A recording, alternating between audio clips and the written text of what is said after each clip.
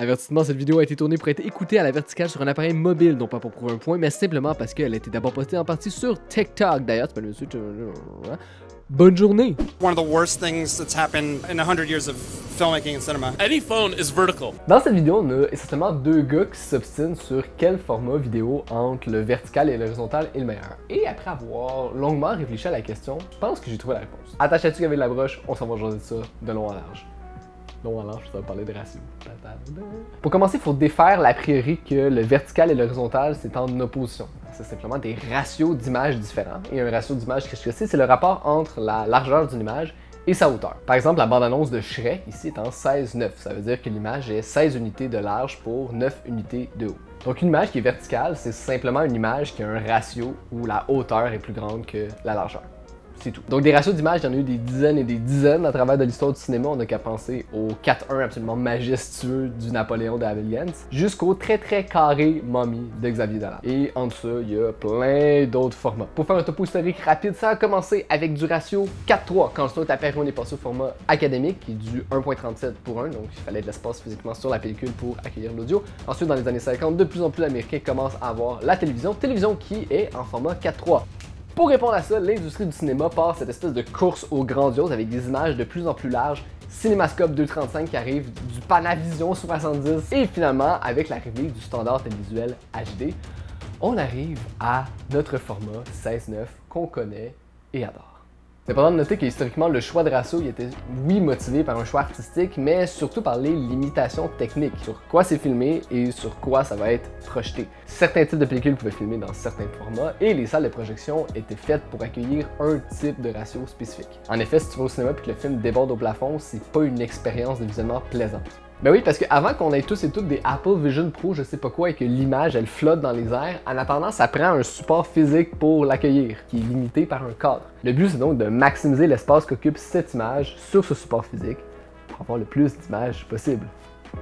On peut donc voir que le ratio d'images qui change, c'est le cours naturel de l'histoire. Pourquoi est-ce que soudainement du 9:16, donc du vertical, ça fait autant polémique? Ma théorie, c'est que c'est à cause essentiellement du sentiment lié au ratio. Tourne ton sel 2 secondes, je vais te montrer de quoi je parle. T'as la rotation automatique. Ok, désactive-la puis reviens.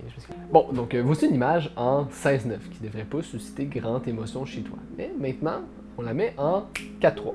Qu'est-ce que tu ressens? Une nostalgique, on dirait comme une vieille émission de télé ou un vieux film, tout dépendant de l'époque à laquelle tu as grandi. Maintenant, on part sur du 2:35 Cinémascope. Soudainement, tout a l'air grandiose.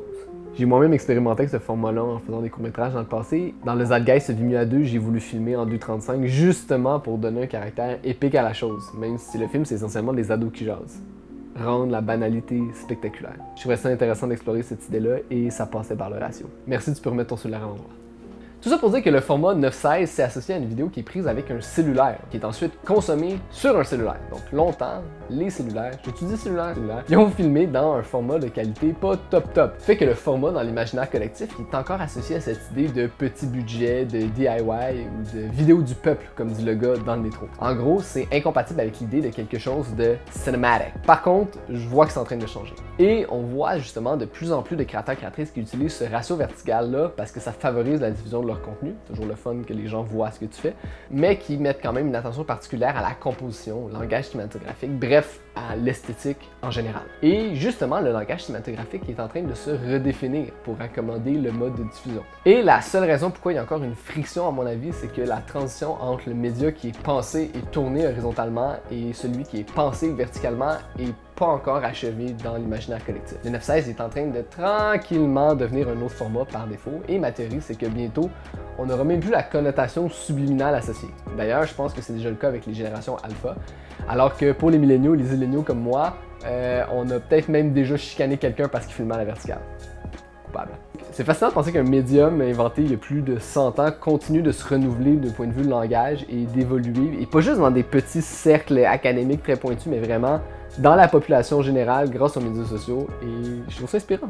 C'est cool. Donc à la lumière de tout ça, pour répondre à la question de la vidéo, soit qu'est-ce qui est mieux, horizontal ou vertical, ma réponse est que dans quelques années, ça va pas faire de différence. Et tant que qu'est-ce que tu regardes remplit adéquatement l'espace, que ce soit sur un cellulaire ou sur un écran IMAX, ça va être ok.